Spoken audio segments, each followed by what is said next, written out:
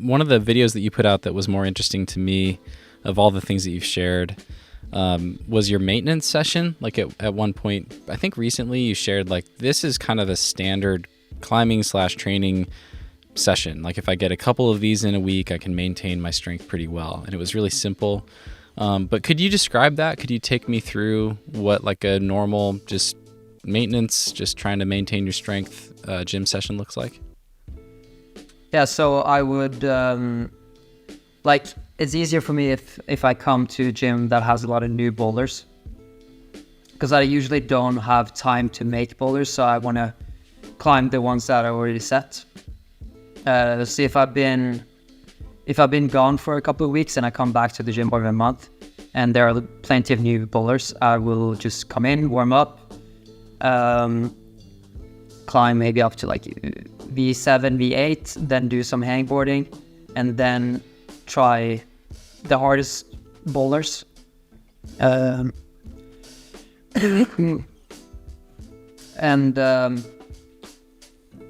that's pretty much it. Just trying the hardest boulders. That's what makes me in. And doing dead hangs on the Beastmaker and doing lock-offs. Those are my like two go-to exercises, especially the dead hangs. I feel like that makes me a lot stronger. You don't need any like complicated plan or anything to become good at climbing. People think they do, but some people probably do. If you need, like, I think it just depends. Some people need more of a plan. Mm-hmm. And it seems like you always gravitate towards just like the commercial gym boulders, the ones that are set by route setters, versus like spending time on a moonboard or a spray wall or things like that. Is that true? Like, why do you spend time in the normal gym versus spending more time on a board? Is it just more fun? Because I think it's more fun. Yeah. Okay. So I try harder. Okay. And we have good route setters, and yeah, since I don't, if I was climbing like 4 or 5 times a week, I would run out of problems and I would have to use the kilter board or the moon board. But when I only train 2 times, that's the benefit of training 2 times a week. I can come to the gym and I have plenty of boulders to try. Yeah. Nice. And that's also the thing, like every session I feel like completely recovered. So it's never like, I never climb like easy problems or anything, because I'm always ready to try hard because I rest so much. Okay. Yeah. Because that was often the problem when I was training for competitions and stuff. I felt guilty if I wasn't training. So I would sometimes train too much. And I would get a lot of those like 80% sessions where I was just too tired to try 100%.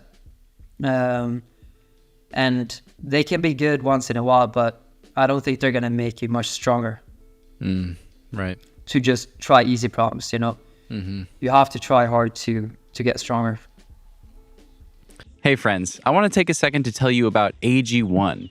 AG1 is one of my favorite parts of my morning routine. I like to prioritize whole foods when it comes to my nutrition, but it can be really hard to get fresh produce and high quality food when you live on the road or travel to remote climbing areas. AG1 replaces your multivitamin, probiotic, and more in one small drinkable habit. I think of it as all-in-one nutritional insurance. If I have my AG1 in the morning, I know I'm covered, and I love the peace of mind that gives me for the rest of the day. I just mix 1 small scoop with water and drink it first thing in the morning, and I'm done. It's that simple. If a comprehensive solution is what you need from your supplement routine, then try AG1 and get a free 1-year supply of immune-supporting vitamin D and 5 free travel packs with your first purchase. Go to drinkag1.com/nugget. That's drinkag1.com/nugget. Check it out. I want to ask you like what climbing means to you now. You described it earlier in this conversation as your passion, like you're still going to have climbing as part of your YouTube channel because it's your passion.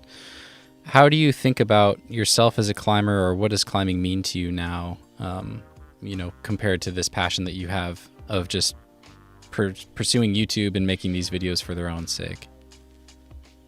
Do you still have goals with climbing? Like how does it feel to think about climbing? I don't really have any goals with climbing, to be honest. Like, I'm never going to be better than I was, and so I don't think it's very motivating.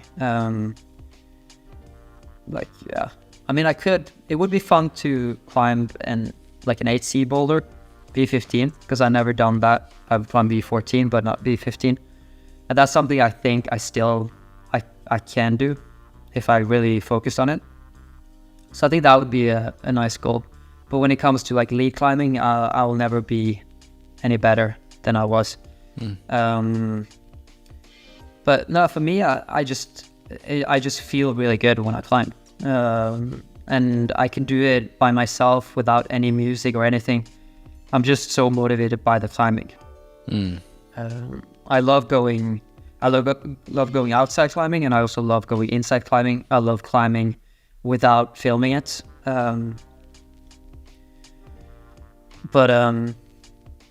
Well, that's interesting. Going back to like, for me, is kind of like a meditation.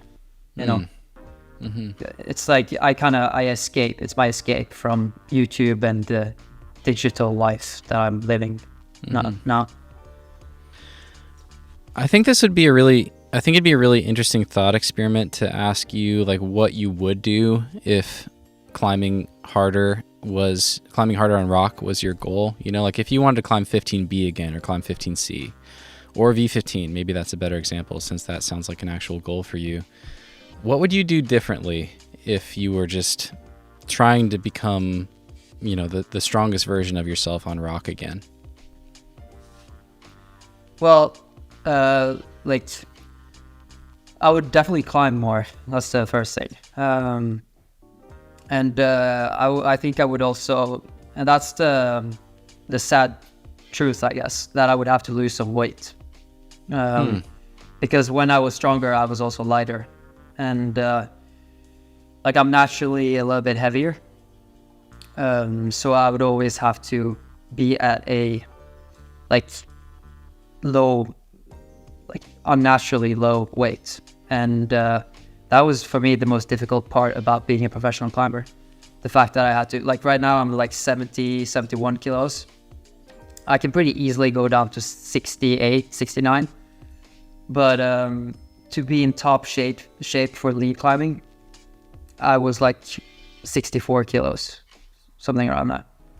So that was like also the biggest relief when I retired. The fact that I could gain some weight and climb and be just happy, you know, with my climbing.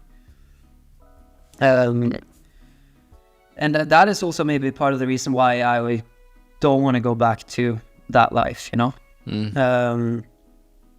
Because right now, at least, I don't feel like it's worth it for me to be unhappy and climbing hard. Yeah. What about for bouldering? I've done that for so many years, you know? Yeah, totally. What about for bouldering? Do you think you'd be able to climb your hardest at your current body weight without having to worry about that? For bouldering is definitely, it's different. So that's why I think also the 8C goal would be better. Yeah, I would, maybe I would still have to lose some weight. But I don't think so. I think you can climb, I would be able to climb pretty hard at this weight.